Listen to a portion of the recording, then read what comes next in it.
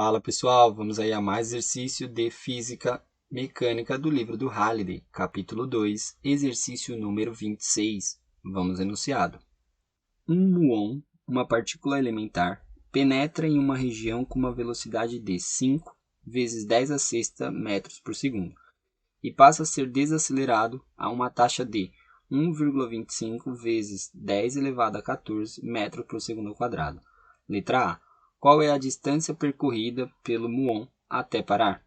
Letra B. Desenhe os gráficos de x em função de t e de v em função de t para o muon. Bom, vamos fazer a representação aqui, né?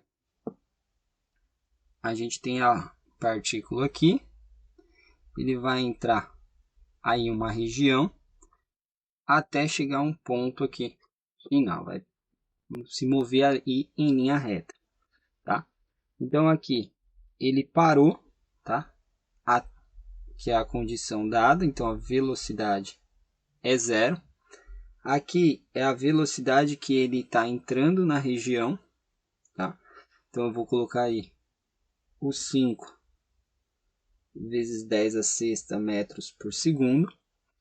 Aí eu sei que ele está entrando nessa região, ou seja, tá entrando nessa região com uma desaceleração, tá? A aceleração tá para trás, aceleração negativa porque ele está sendo desacelerado, porque se ele não desacelerar, ele não para, né? Se continuar a aceleração indo para frente, não vai parar. Então tá desacelerando, então a aceleração que é negativa de 1,25 vezes 10 elevado a 14 metros por segundo ao quadrado. Então, se eu considerar que aqui onde ele entrou na região como sendo uma posição x0 igual a zero, e essa velocidade como sendo velocidade v0, e essa velocidade final, com uma aceleração constante, a gente pode utilizar a equação da posição para aceleração constante, que é x, uma posição x vai ser a posição inicial x0 mais a velocidade inicial v0 vezes um tempo gasto mais aí a aceleração vezes o tempo ao quadrado sobre 2. Bom, mas eu não tenho tempo gasto até lá, né? Eu só tenho as velocidades aí e a aceleração.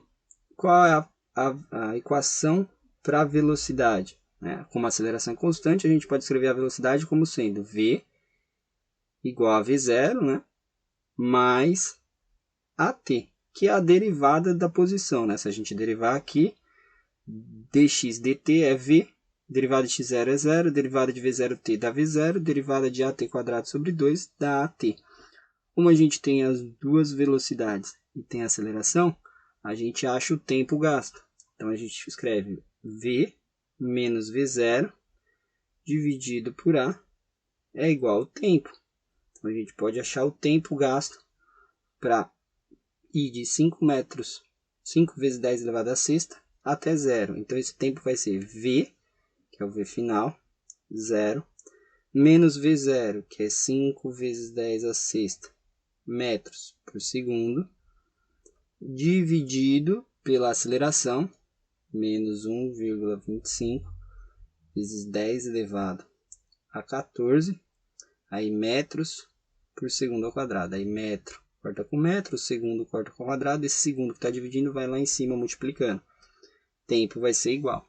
Aqui, ó, se eu não considerasse a aceleração negativa, ia dar um tempo negativo. E tempo negativo não existe, né? Então a gente vai pegar aí 5 vezes 10 elevado a sexta e vai dividir por 1,25 vezes 10 elevado a 14.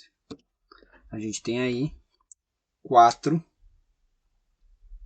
vezes 10 a menos 8 segundos. Agora que a gente tem o tempo, né?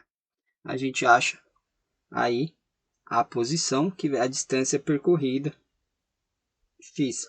X é igual a x0, x0 é 0, v0 mais aí 5 vezes 10 a sexta, tá? que está na unidade aí de metros por segundo, vezes o tempo, que é de 4 vezes 10 a menos 8 segundos, aí, mais a aceleração. A aceleração é negativa, então vou colocar ali como negativo, menos 1,25 vezes 10 elevado a 14 em metros por segundo ao quadrado. Vou colocar aqui dividido por 2, tá? Que é esse 2 aqui, multiplicado pelo tempo. 4 vezes 10 a menos 8, aí ao quadrado, que fica segundo ao quadrado. Análise dimensional, segundo ao quadrado corta com segundo ao quadrado, aqui o segundo corta com segundo.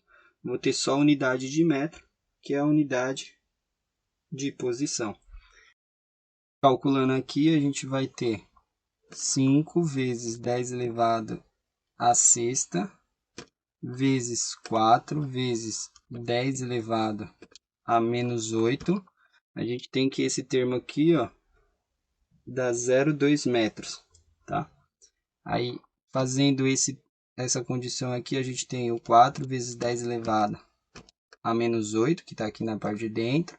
Esse termo eleva ao quadrado, multiplica por 1,25, que multiplica por 10 elevado a 14, né? E divide por 2.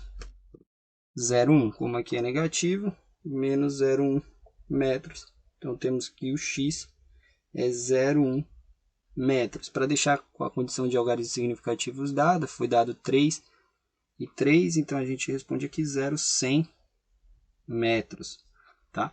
Esse é o valor aí que a gente tem da posição x, né?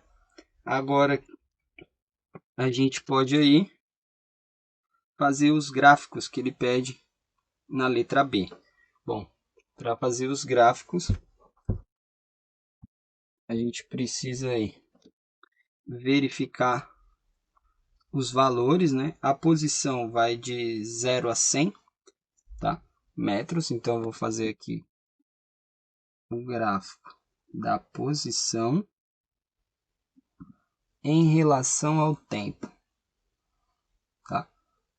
O tempo é de 4 vezes 10 a menos 8, a gente pode aumentar aqui para 40 e escrever vezes 10 a menos 9 segundos, né? Desloquei a vírgula uma casa para cá, diminui um valor aqui, né? Aumenta para menos 9. A gente tem aqui, então, que isso pode ser escrito como 40. O 10 a menos 9 é prefixo desse em nanosegundo. Então, a gente pode pôr o tempo aqui na unidade de nanosegundo. Então, como é 40, vou dividir ali em 4 partes. 1, 2, 3, 4 partes iguais, que é o máximo. Então, vou fazer que é 10 nanosegundos, aí 20 nanosegundos, 30 nanosegundos e 40 nanosegundos, tá? Esse é o tempo aqui em nanosegundos. E aqui tem que ser a posição x, tá? Que a gente pode fazer aí em metros ou centímetros, sei lá. Se a gente quiser aqui trabalhar com centímetros, né? A gente teria aqui a condição de 10 centímetros. Mas eu vou pôr em metros mesmo, tá? Não especifica em que unidade tem que ser. Então, de 0 a 100. Então, vou fazer uma escala aqui. Pegar aqui, vou marcar de 2 em 2, tá? E aqui seria o final, né? O 0, 100, 0, 1.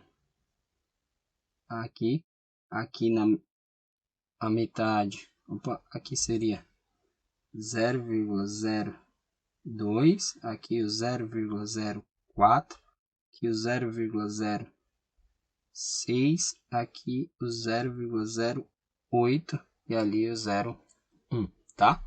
Em metro. Então a gente marca essas condições. Agora a gente pode traçar o gráfico, né? O que é o gráfico? Ele quer a posição em função do tempo. Vamos escrever aqui como que ficou a equação da posição. Fica posição é igual a velocidade aqui, né? Eu coloquei ali 5, aí vezes 10 a sexta, metro, né, por segundo, vezes ali o tempo, tá?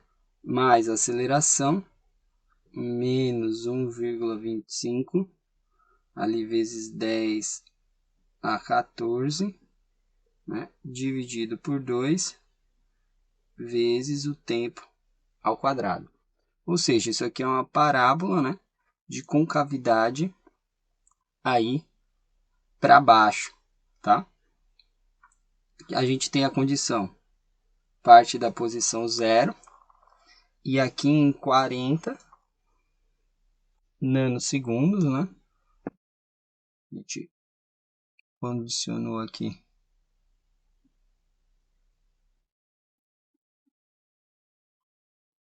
Tá?